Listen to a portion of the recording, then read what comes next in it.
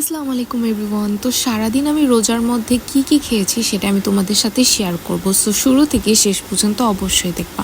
তো সাহারিতে আমি খেয়েছিলাম টিকা, যেটা হচ্ছে রেডিমেড টিকা, আর হচ্ছে সাদা আলুর ঝোল দিয়ে কাঁচামরিচ দিয়ে একদম মাখিয়ে খাচ্ছিলাম, অনেক মজা লাগতেছিল। মুরগির মাংসও ছিল। দেন হচ্ছে ইফতারির পালা। তো ইফতারিতে আমি সন্ধ্যায় খেয়েছিলাম ফল, যেটা আমি কেটেছিলাম। এর হচ্ছে মুড়ি ভর্তা বানিয়েছি, যেটা আমাদের ম্যান্ডেটরি প্রতিদিনই থাকে। এই মুড়ি ভর্তার ফুল ভিডিও আমার পেজে পোস্ট করা আছে, অবশ্যই দেখো, যাতে যাতে ভাল লাগে খাবার মাখামাখি বা বানানো দেখতে। দেন হচ্ছে আমি মাগরিবের নামাজ পড়ার আগে আমি হচ্ছে এভাবে রং চা কালিজিরা দিয়ে হচ্ছে বানিয়ে রাখছিলাম।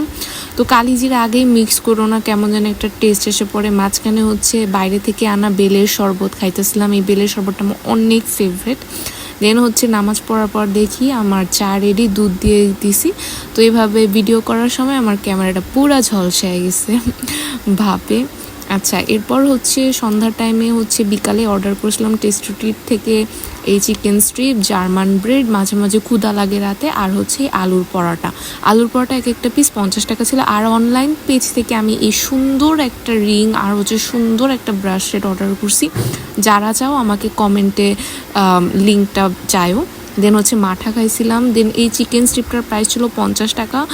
এটা মোটামুটি ভালো ছিল, বাট আলু পরোটাটা খেয়ে আমি টোটালি ডিসঅ্যাপয়েন্টেড। মানে আলু পরোটাটা জাস্ট দেখো, আমি খুলে দেখাইতেছি, এটার মধ্যে আলু পেঁয়াজ কিচ্ছুই নাই।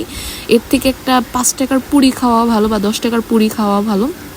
এটা হচ্ছে আমি চাপের যে ঝোল ছিল সেই চাপের ঝোল দিয়ে খাইছি, তাও একটু ভালো লাগছে। পরে আচার দিয়ে খাইছিলাম, ওইটার ভিডিওটা আমি আবার পরে আপলোড করবো নি। বাট কেউ এটা নিয়েও না, টেস্টি ট্রিটে এটা পার পিস 50 টাকা ছিল, পুরাই লস প্রজেক্ট। আল্লাহ হাফেজ।